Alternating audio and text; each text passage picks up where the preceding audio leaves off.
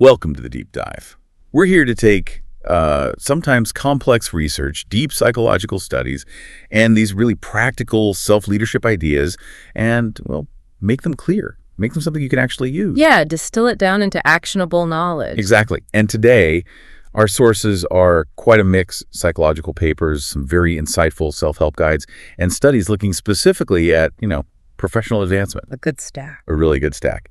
And our mission today, we are tackling something it's deeply ingrained for many people, a habit that quietly but really powerfully undermines your success at work, your personal relationships, even your whole sense of self-worth. We're talking about that habit of consistently discounting yourself, selling yourself short. Precisely. It's so pervasive, isn't it? I mean, just think about the last time someone gave you genuine praise, for work you really poured yourself into, or maybe an achievement you were proud of. What was your first, gut reaction? Did you say something like, oh, it was nothing, or anyone could have done that? Or maybe, I just got lucky. That seems to be a common one. It is. That reflexive minimizing, that automatic tendency to underplay what you actually did. It becomes this kind of defense mechanism. Right. And it might feel like you're just being modest, trying not to brag. Yeah, humble. But our sources are really clear on this. This behavior, and the data shows it's disproportionately observed in women, it comes at a real cost, a measurable one. Absolutely. In pretty much any sphere, work or social life, confidence and presence, they're key predictors. They predict advancement, fulfillment. They really do. So when you minimize your own achievements, you're essentially telling the world, and maybe more importantly, you're telling your own subconscious mind that your effort just wasn't worth recognizing. And that habit, that minimization, it's costing you. It could be costing you promotions, better relationships, just overall well-being, really. Yeah, it chips away at things. So this deep dive, it's about giving you a really detailed, practical roadmap, how to interrupt that cycle, that costly cycle. And build something else instead. Yes, build what we're calling unshakable self-respect, and hopefully liberate your full potential. So let's start at the beginning, lay the foundation, getting the terms right. Yes, absolutely critical, because if we're building something solid, we need the right materials, right? We hear self-esteem and self-respect thrown around all the time, often interchangeably. They sound similar. They do. But psychologically, they're distinct, really distinct concepts. And understanding that difference, that's like step one towards actually making a change. Okay, let's unpack that then. This is crucial. What exactly is self-esteem in this context? So self-esteem is fundamentally about how you think and how you feel about yourself. It's your own internal, subjective evaluation of your worth. Like your opinion of yourself. Exactly. Your perceived abilities, your accomplishments, how valuable you think you are. If you have healthy self-esteem, deep down you have this inner conviction that, you deserve to be treated with kindness, with love. And I often think of self-esteem as having roots in, external things, initially anyway, like childhood experiences. Did your parents approve? How did you do in school? What messages did the media send you? That's a very common pathway. If those early external influences were negative, maybe critical parents or tough school experiences, they could really damage that initial sense of self-value, make you feel unworthy somehow. Right. So it's about feeling worthy. Yes. Yeah. Now, self-respect, that's different. Self-respect is about how you act, how you behave because you recognize your inherent worth. So it's behavioral. It's behavioral. It's not just a passive feeling. It's an active commitment. Self-respect is really defined by the concrete standards you set. Standards for how you allow others to treat you, and this is key, how you allow yourself to treat you. Okay, so if you possess self-respect, then you'll actively set boundaries. You'll enforce them. It means you simply won't tolerate disrespect. It's a line in the sand drawn by your actions. I really like the analogy in the source material here. It made it so practical. If you have self-esteem, intellectually, that your time is valuable, you believe it. Right. The belief is there. But if you have self-respect, you act on that belief. You set the boundaries. Maybe you turn down those non-essential meetings, you silence notifications, you stand firm on your schedule. You actively protect that valuable time. Precisely. You need the belief, the esteem to fuel the action, the respect. But the action is what makes it real, what makes it self-respect. That behavioral commitment sounds like everything. It really is. And this connects directly to a key psychological finding we'll dig into more later. Self-respect isn't just tied to success or popularity. It's fundamentally linked to morally principled conduct. your integrity, your character. So it's about living by your own code. Exactly. It's an internal standard. And because it's internal, based on your choices and actions, it's ultimately controllable. Unlike, say, external validation. That's a really powerful idea. Yeah. Okay, but the moment you start talking about, speaking up for your worth, protecting your time, people hit a wall. The humility hurdle. Yes. This deep fear of appearing arrogant or, full of yourself. So people discount themselves because they think they're being humble. And that's where the kind of classic definition of humility does us a massive disservice. The sources point out that traditional view, the quality of having a modest or low view of one's importance. A low view. Why would we aim for that? Exactly. If you're trying to achieve anything, fulfill your potential, why aim for a low view of your own importance? That definition basically sets us up for self-erasure. It justifies playing small. It really does. Yeah. But the self-leadership models, they offer a different definition, a much more empowering one, actually. It's built on strength, not weakness. Right. It's often presented as a two-part framework. Okay, what's the first part? Part one is about having an accurate view of your own abilities. Not overestimated, but crucially not underestimated either. So just factual self-awareness. Pure self-awareness. If you're good at coding or writing or leading teams, you state that as a fact. No apology needed, no bragging either, just this is something I do well. Humility, then, isn't pretending you're not good at things. It's knowing your strengths accurately and probably also knowing where you need to develop. Exactly. It removes that need to discount your value because you're just dealing in reality. You're stating what's objectively true about your capabilities. Okay, and the second part? The second part adds the social element. Yeah. It's being able to accept other people's perspectives as potentially just as valid as your own.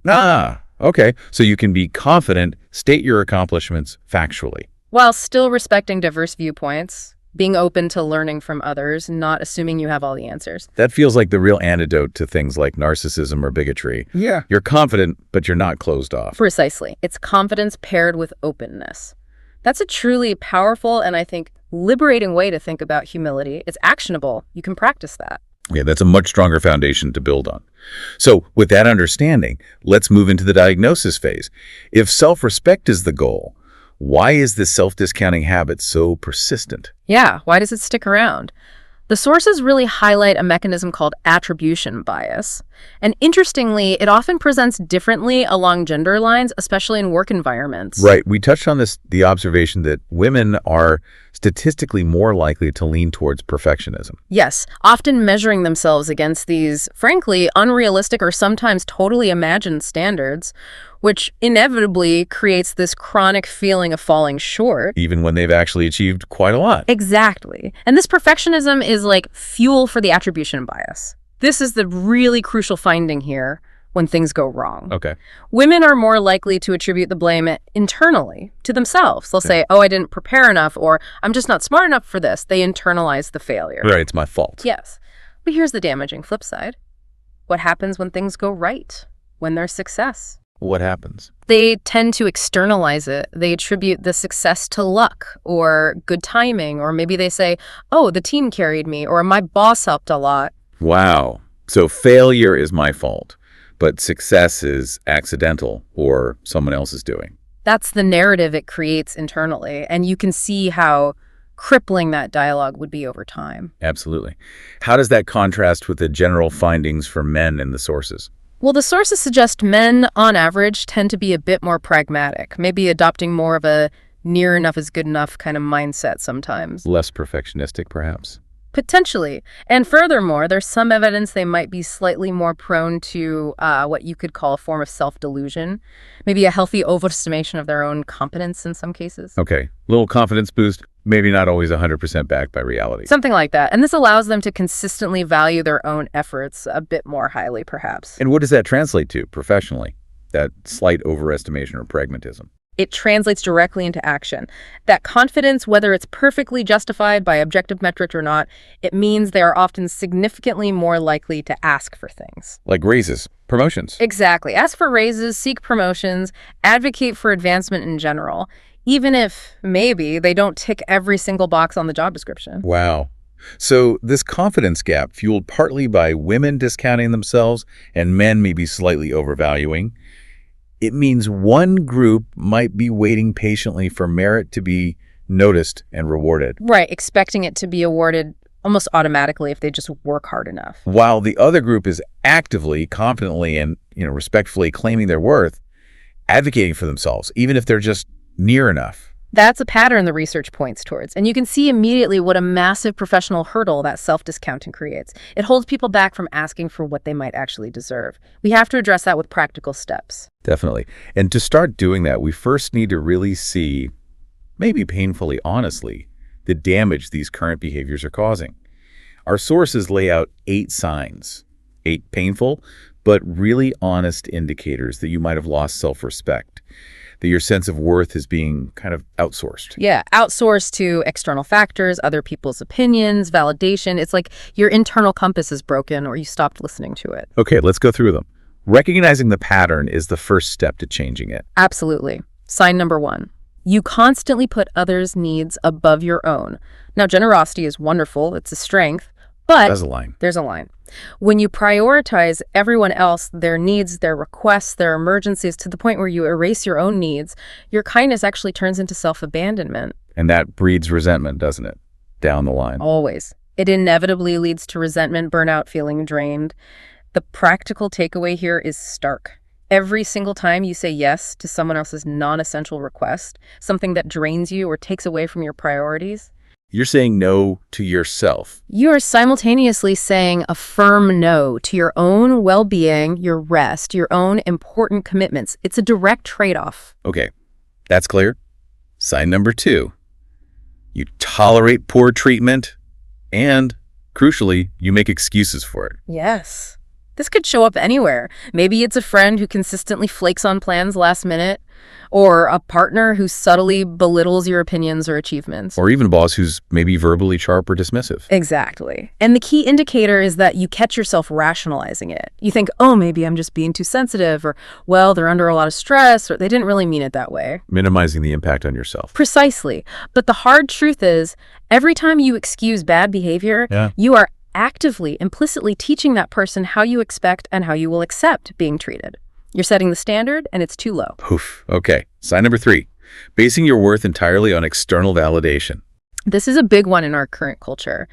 If compliments, praise, social media likes, positive feedback, if that feels like the only oxygen you breathe, the only thing that makes you feel okay about yourself, And you've given away your power. you've completely handed the keys to your own peace of mind over to unpredictable external opinions. The sources link this to concepts from Buddhist philosophy, actually specifically attachment. Attachment. How so? When you attach your core sense of value to things outside yourself, like popularity, job titles, relationship status, even possessions, you basically guarantee suffering, because all external things inevitably shift and change. Right. People's opinions change, jobs end, likes fade. Exactly. So if your worth is tied to them, your worth becomes unstable, fragile. Self-respect anchors it internally instead. Makes sense. Sign number 4. You never enforce boundaries. Or maybe you set them, but then you immediately back down. Yes. If your default response when someone asks you to do something exhausting or inconvenient is, oh, it's fine, when deep down you know it is absolutely not fine, that's a flashing red light for low self-respect. Why are boundaries so central here? Because boundaries aren't about being mean or shutting people out. They are fundamentally about keeping yourself whole, protecting your resources, your time, your energy, your emotional well-being. So they're a form of self-care. Absolutely. They are a declaration of self-love. They signal, both to yourself and others, I care about myself enough not to let myself be constantly drained or taken advantage of. And interestingly, the sources suggest self-respect acts like a magnet. How so? It tends to attract better relationships. People who respect boundaries themselves are drawn to it, and those who rely on violating boundaries, they'll naturally be repelled when you start enforcing yours. It sorts things out. That's an interesting dynamic. Okay, sign number 5. You talk to yourself like someone you hate. The inner critic. Oh, this one is brutal and often runs on autopilot. You need to really start paying attention. How often do you internally mutter things like, I'm such an idiot, or I always mess this up, or God, I look terrible today? Things you'd never say to a friend. Never. You wouldn't tolerate a friend speaking that way to themselves, let alone speaking that way to you. Every single time you allow that harsh, critical inner voice to just tear you down, replay mistakes endlessly, criticize your appearance, it's like a small cut, a cumulative wound to your core worth. Needs active intervention. Okay, sign number 6. You stay where you're not growing. Stagnation. This is a quieter form of self-disrespect, maybe less obvious than the others. It's choosing stagnation because growth feels scary or uncomfortable. You know the job is expired, the relationship has run its course, the routine is just draining you. But change feels like too much effort or too risky. Right, so you settle. You choose the dull ache of comfort over the potential discomfort of growth. But by staying put in that draining environment, you are implicitly, quietly agreeing with the idea that your potential doesn't really matter as much as avoiding temporary uncertainty. The sources say something like, if you never feel uncomfortable, you're probably settling. Exactly. Settling is a subtle betrayal of your own potential, and that erodes self-respect over time. Okay, sign number 7. You apologize for existing. Constantly saying sorry. Yes. Do you want yourself saying sorry for things that absolutely do not require an apology? Like, sorry to bother you, or sorry for asking a question, or sorry, just one more thought, or even just sorry when you bump into someone lightly. It becomes a verbal tick for some people. It does. And what it communicates subtly to the world and to yourself is, I don't quite belong here, or I need permission to take up space, or my needs are an inconvenience. So what's the practical intervention here? The sources had a great suggestion. Ah, yes. The thank you experiment. It's brilliant. For just 1 week, try this. Consciously shift every unnecessary sorry into a thank you. So instead of sorry I'm late, Thank you for your patience, or thank you for waiting, instead of sorry I talked so much. thank you for listening, or thank you for hearing me out. Exactly. It completely reframes the interaction. It shifts the energy from apology and inadequacy to appreciation and presence. It's a small change with a potentially huge impact on how you feel and how others perceive you. That is such a great actionable nugget. Yeah. Immediately changes the dynamic. Love that. It really does. Okay, and finally, sign number 8. You fear being alone more than you fear being disrespected. This one hits deep. It does. This fear, this deep aversion to solitude, it leads people to cling. Cling to half-hearted relationships, toxic friendships, unfulfilling jobs, purely because the alternative, being alone, feels terrifying. So you tolerate disrespect just to have anyone there. Yes. You accept crumbs because you're afraid of having no bread at all. But the difficult yet ultimately liberating truth the sources point to is this. That deep loneliness you fear, it's often actually the absence of self-connection. Meaning, when you genuinely value yourself, when you cultivate your own interests, when you prioritize your own company and well-being, you build a strong inner connection. Solitude stops feeling scary and starts feeling peaceful or even restorative. You stop being afraid of losing people who weren't truly honoring your worth anyway. Because you have yourself. Because you have a solid relationship with yourself first. That makes all the difference. Okay, these 8 signs are illuminating. And these patterns, the self-discounting, chasing validation, not holding boundaries, they often feed right into this deeper psychological trap.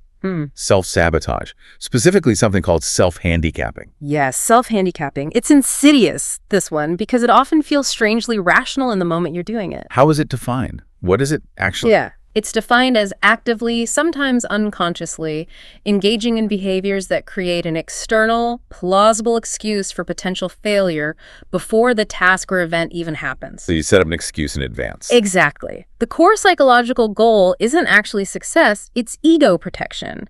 It's about avoiding taking personal internal responsibility if things go badly.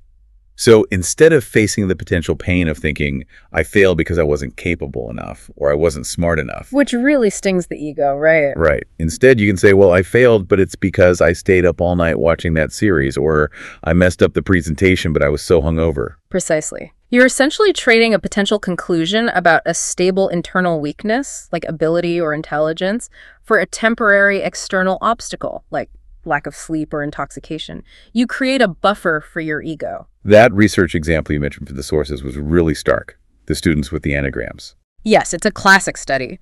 Students were given unsolvable anagrams first, which understandably made them feel uncertain about their abilities. Then, before a second test, they were offered a choice. Take a pill described as performance-enhancing or one described as performance-inhibiting. And what happened? A significant number of those students who felt uncertain about their abilities actually chose the performance-inhibiting drug. They chose to actively undermine their own chances. That seems completely counterintuitive. From a pure performance standpoint, yes. But from an ego protection standpoint, it makes perfect sense. They secured their excuse beforehand. So if they failed, it wasn't because they weren't smart. It was because of the drug. The handicap provided a ready-made external explanation for potential failure. It removed the need to confront the internal fear of inadequacy. They preserved their fragile self-concept, but at the direct cost of their actual performance. And we see this play out in everyday life all the time, don't we? The common self-sabotages. Absolutely. Massive procrastination is a huge one. You fail the exam, but you tell yourself, well, I only started studying the night before. You blame the lack of time, not any lack of understanding. Or substance use before something important, a date, a presentation. Right. I was a bit awkward, but I'd had a few drinks. It softens the blow. Another common one is deliberate overcommitting, taking on way too much. So you can then say, well, my work wasn't great, but look how overwhelmed and stressed I was. Exactly. You blame the poor performance on the overwhelming circumstances you helped create, not on your ability to manage the workload or the quality of the work itself. And the sources say this creates a vicious cycle. A devastating one. Self-handicapping inevitably leads to lower expectations for yourself. Why try hard if you've already set yourself up to fail or have an excuse ready? This lowers motivation for future attempts. And probably leads to poorer results overall. Consistently. Lower grades, missed opportunities. You might walk away feeling, okay, I did all right despite the obstacles, which feels like a small comfort, a way to save face. But that comfort is the trap. It's the trap. Because that feeling of doing okay despite the circumstances completely removes the urgent, necessary drive to actually prepare better, manage time better, or demand a higher standard from yourself next time. It tricks your brain into accepting mediocrity as long as your ego feels protected. Okay, so breaking these cycles, the discounting, the handicapping requires moving beyond just like positive thinking. We need to get to the root. Exactly. We have to focus on building that stable internal source of worth we talked about, self-respect. And this is where the science comes in. The psychological studies, like those from the University of Chester you mentioned, they offer a much clearer picture of what self-respect actually is. Yes, they provide a critical clarification, moving beyond just general feeling good about yourself. So let's dive into that. What did the research really nail down about the scientific basis of self-respect? How does it differ from just general self-esteem? The key finding was that self-respect appears to be a specific, relatively stable component within the broader concept of self-esteem, and it's uniquely associated with morally principled conduct. Okay, morally principled conduct. What does that mean in practice? It means things like living up to your own personal moral code, acting with integrity, keeping your promises, being honest, not cheating, treating others fairly, essentially behaving in a way that you yourself judge to be honorable according to your own values. It's an internal character assessment you make. So it's less about am I skilled or am I popular, and more about am I acting in line with my principles? Am I being the kind of person I want to be? Precisely. That's a massive distinction in where your sense of worth comes from. Is it external achievement or internal character? That feels much more stable. It is. The research often uses what's called a mediation model to show the flow. Basically, it demonstrates that adhering to your personal morals directly influences your self-respect, SR. And then crucially, that self-respect acts as a strong, stabilizing factor, a mediator that positively influences your overall self-esteem, SE. Okay, so living by your principles builds self-respect, and that self-respect then bolsters your general feeling of self-worth. Exactly. Now compare that to external factors. What about things like, doing well at work, getting good grades, or being liked by people? Yeah, competence and social acceptance. How do they fit in? According to these models, things like competence, your skills, abilities, performance, and interpersonal appraisals, feeling liked, accepted, popular, they primarily influence your general self-esteem directly. Okay, so they make you feel good overall. Right, but they only seem to affect self-respect indirectly. Maybe feeling competent makes you feel generally better, higher SE, which might slightly nudge SR, or perhaps succeeding makes you feel like you acted well, influencing your moral self-perception. But the direct, strong link is between morals and self-respect. Okay, that is the key insight for anyone listening who feels like their self-worth is on a roller coaster. Absolutely. If you want a sense of worth that doesn't just collapse every time you say, fail a test, or project doesn't land, or someone doesn't like you back, self-respect is the anchor. Because it comes from inside, from your own actions and character. Exactly. It's derived from your internal appraisal of your own conduct. It's something you control moment to moment, 24/7. You can't always control whether you succeed or whether people approve. But you absolutely control whether you choose to lie or cheat or gossip or betray your own stated values. Because you have direct control over your principled actions, self-respect becomes far more amenable to conscious cultivation. You can actively build it in a way that's much harder with unstable external approval. And when you anchor your worth there, in that internal principled foundation, the sources say it radically changes your relationships too. Huge shift. You move from a position of chasing validation from others To a position of choosing alignment. Beautifully put. The moment you operate from a place of chasing, desperately needing approval or a relationship because you lack internal validation, you inevitably fall into dependency. Fearful attachments. Anxious energy. Yes. Fear of abandonment, anxious attachment styles, and often a gradual loss of your own identity. You start sacrificing your preferences, your hobbies, your opinions, just to fit in, to keep the other person happy, to avoid being rejected. It's that classic scenario of being desperate to be chosen. Right. So you contort yourself into whatever shape you think they want. Exactly. It's painful. But the shift happens when you prioritize building your own self-respect first. You stop needing to beg or plead for validation externally. Because you have it internally. Because you're cultivating it internally. You're no longer pursuing connection out of sheer need. Instead, you start choosing. Choosing partners, friends, even colleagues who genuinely align with the values you hold dear and who naturally respect the boundaries you now enforce because you respect yourself. And that creates a totally different kind of connection. Totally different. It creates relationships built on mutual admiration, equality, and respect, rather than insecurity, neediness, and imbalance. That grounded self-respect is powerfully magnetic, actually. It tends to attract people who mirror that same sense of worth back to you. Quality attracts quality. Okay, this is all making so much sense. Yeah. We see the problem, the underlying mechanisms, the psychological foundation. Now, let's get to the how. The implementation, yes. This is where we turn insight into action. Exactly. This has to be practical. Our sources offer this fantastic consolidation of strategies pulling from self-leadership principles, psychological wellness centers, research on habit formation. We've synthesized it into our action plan. 10 clear, practical steps to cultivate that unshakable self-respect. These aren't just ideas, they're designed as immediate behavioral shifts, things you can start doing today to turn this knowledge into daily practice. Let's break down these 10 steps. We've grouped them slightly. First, the foundational steps getting the internal clarity right. Step 1, accept that you are valuable.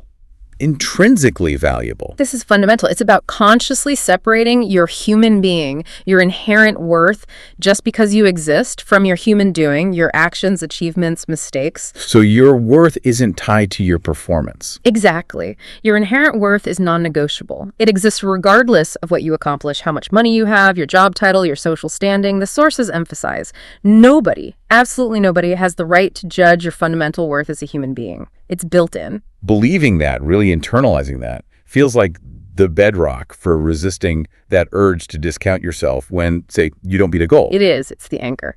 Okay, step 2. Know your values and live by your own standards. This sounds like the principled conduct piece.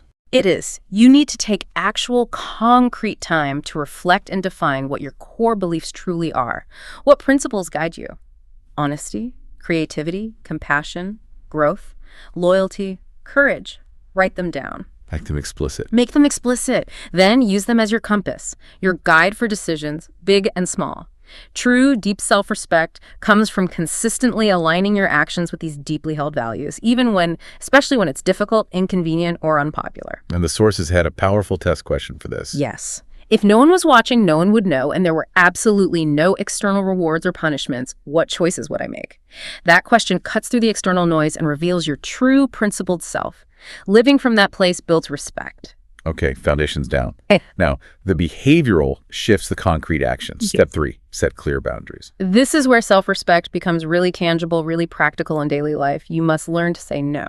Say no when something genuinely doesn't feel right, when it clashes with your core values, when it will seriously deplete your energy, or when it clearly oversteps your time or emotional capacity. And how you say it matters too, right? Absolutely. When setting boundaries, aim for clear, direct, non-apologetic language. You don't need a 5-minute explanation justifying your no. The sources suggest remembering this phrase, No is a perfectly good answer. No is a perfectly good answer. I like that. It requires no elaborate defense. Exactly. You are simply protecting your valuable assets, your time, your energy, your focus, your well-being. That's responsible self-management. Okay. Step 4. Practice assertiveness and authentically speak up. This feels related but distinct from boundaries. It is. Assertiveness isn't aggression. It's not about winning or being demanding. It's about expressing your needs, your wants, your opinions, your yeses and nos directly and respectfully. So, without being passive or passive-aggressive either. Precisely. Yeah. It's that clear, honest middle ground. When you stand up for yourself, calmly communicate your values or your perspective. This actually fosters respect from others, even if they happen to disagree with your position in that moment. Why? Because they see your integrity. Yes, they see your integrity, your self-possession, your willingness to stand by your principles respectfully. That earns genuine respect. Makes sense. Step 5. Practice self-care as a non-negotiable, not just a luxury. We really need to reframe self-care. It's often trivialized: bubble baths, spa days. Those can be nice, sure. But it's deeper than that. So much deeper. True self-care in the context of self-respect is about treating yourself with the exact same level of compassion, priority, and care as you would treat a close, cherished, respected friend. So, making your well-being a genuine priority. A genuine, non-negotiable priority. This means consistently looking after your physical health, exercise, sleep, nutrition, your mental health, managing stress, maybe mindfulness or therapy, and your emotional health, allowing feelings, seeking support.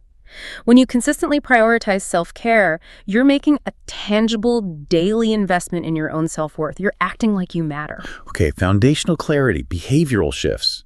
Now the mindset and growth shifts. The mental conditioning piece. Step 6. Challenge negative self-talk. This is about becoming the gatekeeper of your own mind. You need to become acutely aware of that brutal inner critic we talked about earlier, that voice that whispers or shouts negativity. Just noticing it is the first step. Noticing is huge. When you catch yourself thinking a low-vibe, self-critical thought like, I'm definitely going to fail this, or I always say the wrong thing, pause. Yeah. Just pause, and then actively question its validity. Is that really true? Is it 100% true?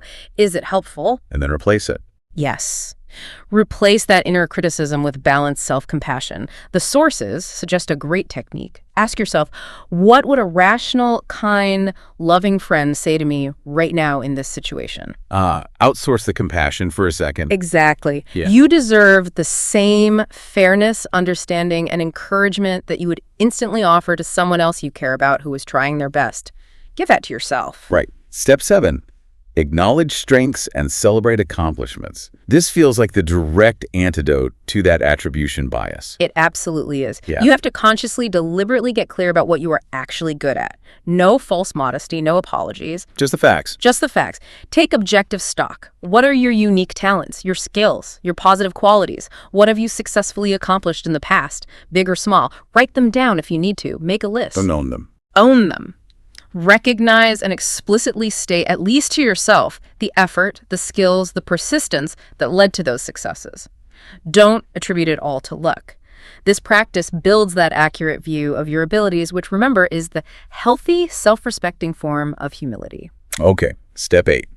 Focus on personal growth and stop stagnation. Keep moving forward. Yes.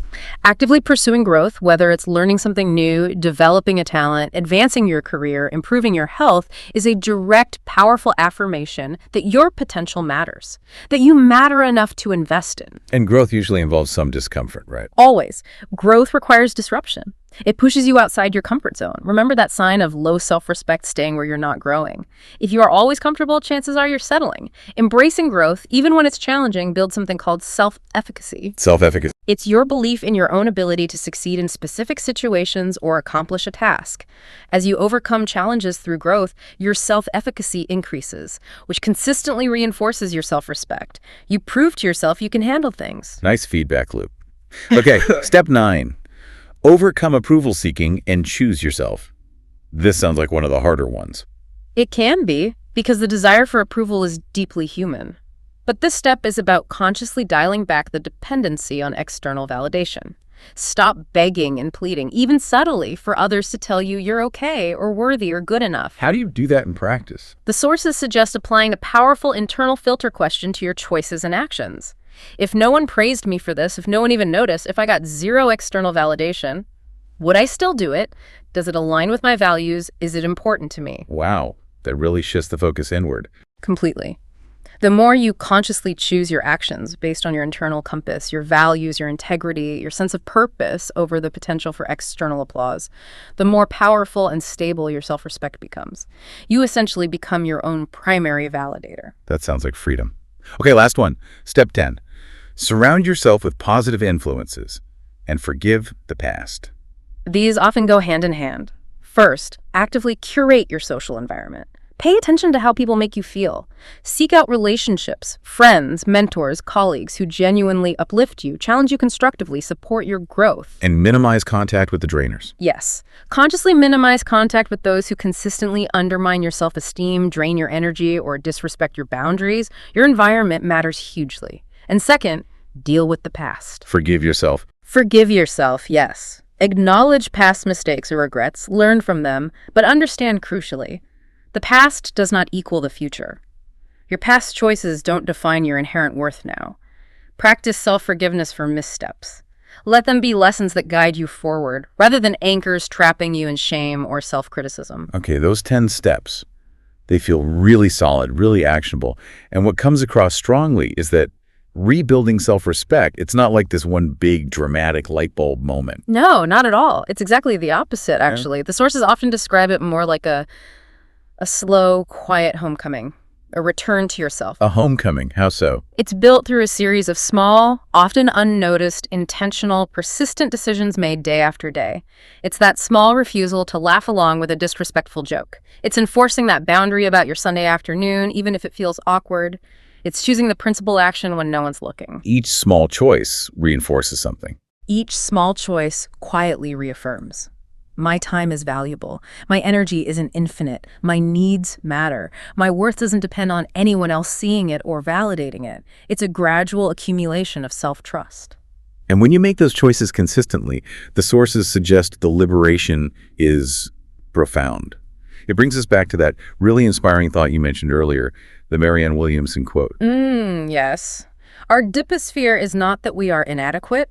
Our deepest fear is that we are powerful beyond measure. It is our light, not our darkness, that most frightens us. It suggests that maybe self-discounting is actually a way of hiding from our own potential, our own light. It could be. And the quote goes on to say that as we are liberated from our own fear, the fear of our power, the cycle of self-betrayal, our presence, our quiet, self-respecting presence automatically liberates others around us to do the same. It gives them permission. That's a beautiful idea. So the radical, simple, beautiful truth at the heart of all this research, all these steps, seems to be you don't need to be more. You just need to stop pretending you're less. Stop participating in your own diminishment. Wow. Okay, that lands.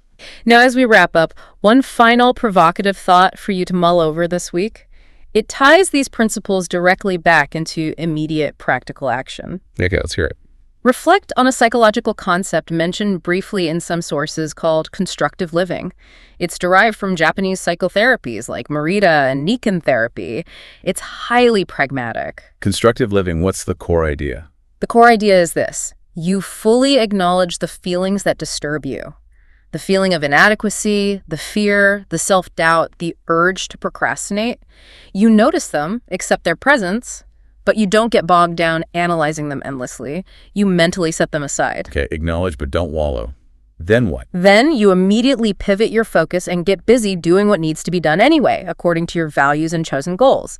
You take the action despite the feeling. So instead of feeling like an idiot and then maybe spiraling or self-handicapping, you'd acknowledge, okay, feeling like an idiot right now.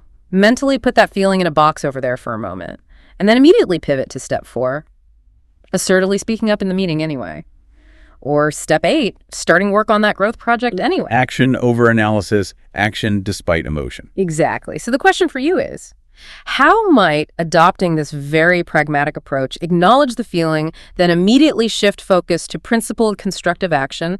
How might that accelerate your ability to truly embed these 10 self-respect habits into your daily life? That consistent, disciplined action becomes the proof. It becomes the ultimate, undeniable, and most stable proof of your internal worth, built moment by moment. Something to consider.